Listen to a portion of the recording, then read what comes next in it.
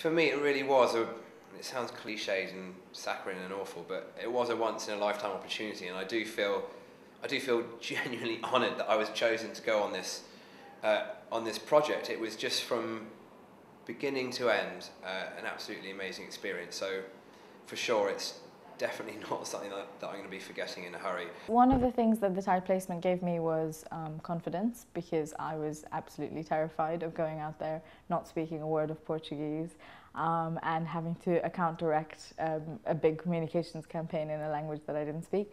And the first few days were terrifying, but because I really didn't know what was going on. But by the end of the month, I was actually giving presentations in Portuguese. Not only was my placement the most intellectually challenging thing I have ever done, but it was also one of the most emotionally satisfying. I think the return on investment for a Thai placement is huge. I think it's enormous.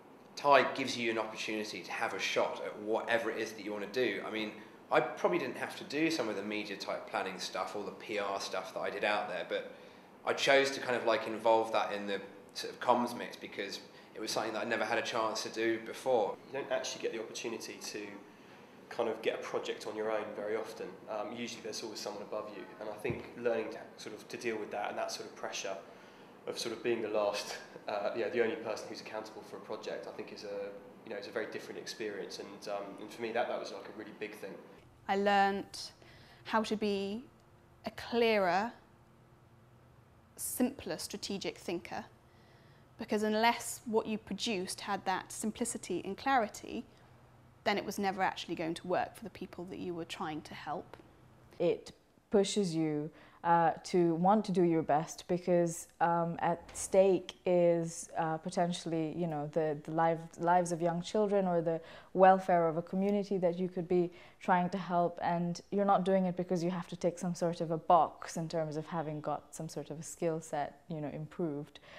You're doing it because you want to help other people. I have never been on any other training programme that made me proud of my profession. When I look back on it, I know that everything that was done was me just having a shot at something which was a tricky, big, difficult problem, and it may not have been perfect, but I think you learn so much from that.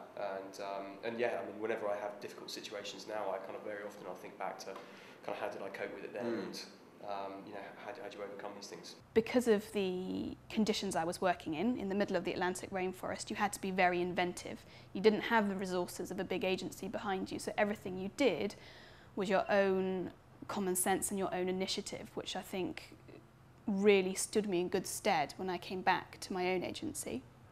It does test you, and it does make you realise that there are a lot of things that you can do that you didn't think you could do. I've become a lot more accepting of different skill levels, and I've become more understanding of the fact that people sometimes have more to give than just their professional skill set. Coming back to the agency after the Thai placement, I was so full of energy and excitement and passion for what I'd just done that I don't think I could have helped but for that to have rubbed off in how I worked. For this AIDS HIV NGO that was based up in the northeast of Brazil, that had very limited global exposure, the fact that somebody from a big city like London had come over to work with them was quite a big deal, and they felt that was going to really help, again, their exposure. But talk about, for the teams and the people that were working there, it was a really big deal for them to have someone from the outside interested in the work they were doing, and basically being very supportive of the cause, and just caring about what they were doing. A 1 month placement is a very short period of time to make a big impact, and I was desperately keen for whatever I did to have a lasting impression on the charity itself.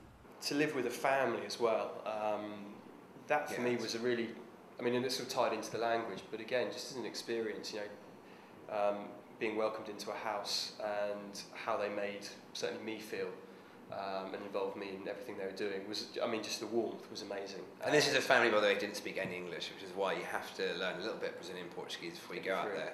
I lived with a wonderful family called the Mascaros, who were basically 7 people who became my whole life for 4.5 weeks, and they were everything to me. And I learned more from observing them over the 4.5 weeks that I was there than I would have done by reading a million trend reports or demographic reports about middle-class Brazil.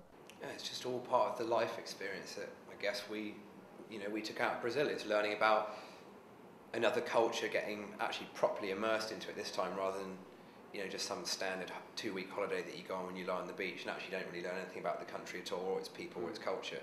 That's definitely one amazing positive that you can take out of a Thai experience.